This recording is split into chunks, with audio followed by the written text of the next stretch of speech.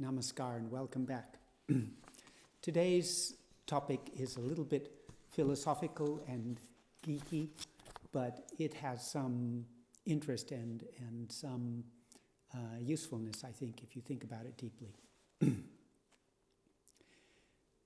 So I've taken from three different short quotes from three different discourses. The first one I think you know quite well because it's in the Thoughts of P.R. Sarkar. And the second two are not so well known. For each and every human being, there are two eyes. The name of a person, say, is Solomon. Then the name of his little eye is Solomon, and the name of his big eye is that supreme entity. The name of the little eye is Mr. Joseph, but the name of his big eye is the supreme consciousness. The big eye for all created beings is the same, but the little eye varies. So many bodies having so many names. The big eye is one and indivisible. For the entire universe, there is one big eye. Spiritual practice is the conversion of the small object into that infinite object. Now you think that this small body, this unit consciousness, is mine. But when you think that vast universal body is mine, then you are the supreme. When this individual body and mind is yours, you know all the secrets of this individual physical body and mind. And when this vast cosmos is your object, you'll know everything of this cosmos. You'll know everything of this infinite space. So your spiritual practice is the practice of conversion of small into big. So that was the first discourse, and it's using fairly simple language. Now, in the next discourse, it's going to talk about the same basic idea, but in a little bit more difficult language, and it's going to extract a principle from this idea. So here it goes. If the finite subjectivity, the unit mind, focuses on the infinite one as its objectivity, it results in a gradual expansion of itself. And this enlarged mind finally merges with Purushottama, the cosmic nucleus. Here, one of our psychophilosophic theories works. Oneness in objectivity results in oneness in subjectivity. So, when the objectivity of the microcosm gets converted into the objectivity of the macrocosm, the Jivatma, the subjective counterpart of the microcosm, is transformed into the subjective counterpart of the macrocosm. That is Purushottama.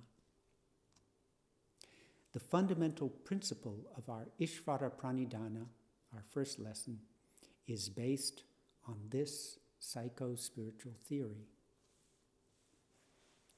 That's from a discourse called Pratisanchara and Mana in Idea and Ideology. And the last few lines is from another source. I haven't got it written down, but it goes like this. The nucleus of the cosmic system is called Purushottama. In him lies the witnessship of the entire universe. Saguna Brahma is the name for the combination of the Purushottama and his psychic object, the universe.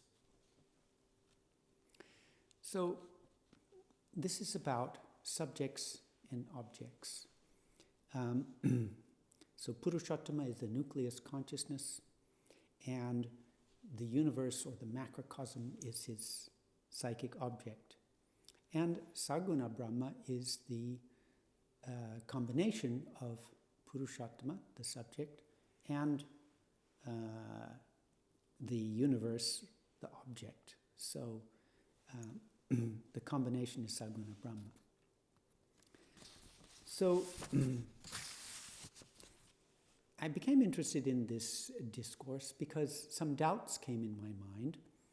In some discourses, Baba said we are to concentrate in our chakra and think of that chakra as Purushottama, the nucleus. Then what is the purpose of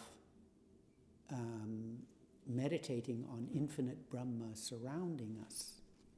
So here, in this discourse, you get the answer why it's important to imagine infinite Brahma surrounding us. Because in this case, we are imagining the object. So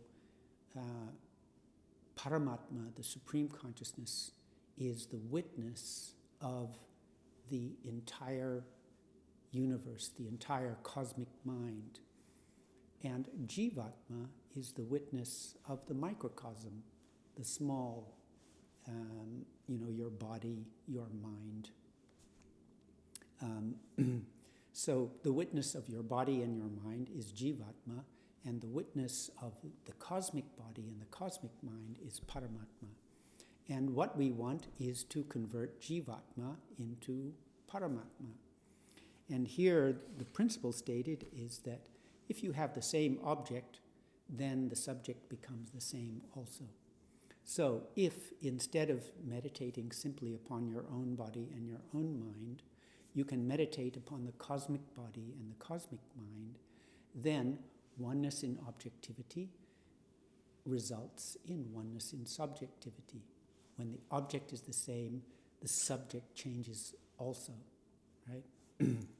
So when you can make the universe and the cosmic mind as your object, then that will convert your subject from Jivatma into Paramatma, from the individual self or individual soul into the cosmic spirit or cosmic consciousness. So in the first part of the discourse,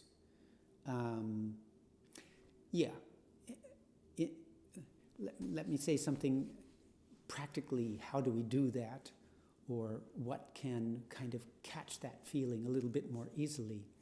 And what I found to be a useful question to consider in meditation is to ask yourself the question, I wonder how Paramapurusha sees the universe, right? And, if you were Paramapurusha, how would you see the universe? So if you can get something of that idea, then you're getting close, that's bringing you close. You're standing in the same viewpoint. You're standing as the same subject. So, of course, I'm dealing with my little human mind, but when I ask myself the question, how does Paramapurusha see the universe? The feeling I get is that he sees the universe as himself. So if you want to become Paramapurusha, you can start by thinking of the universe as yourself. All this is me. All the entire totality is me. All right? That's how Paramapurusha sees the universe, not as something separate. Whereas we, as normal human beings, our natural, automatic viewpoint is, this is me, and outside and everything around me is something else. We don't have that feeling that everything is me.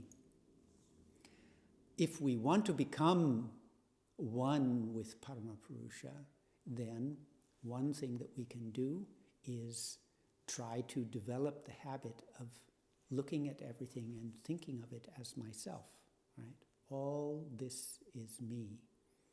And once we start to catch that feeling, then automatically our inner subject is in the same position. We're seeing the universe in the same way.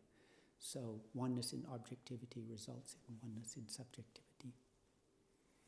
So from these discourses, we can get we can understand why it's important to try to visualize in the third stage of our meditation, to imagine the cosmic totality, infinite Brahma, something vast and huge. The first discourse says the same thing in somewhat simpler words.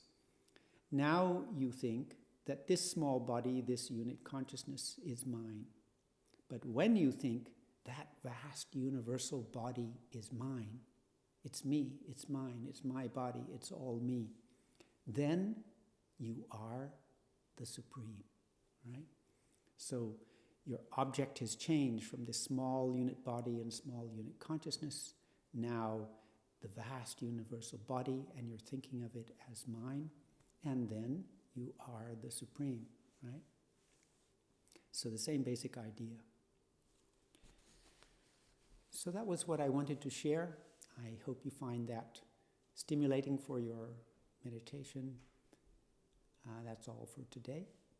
Have a nice week. Namaskar.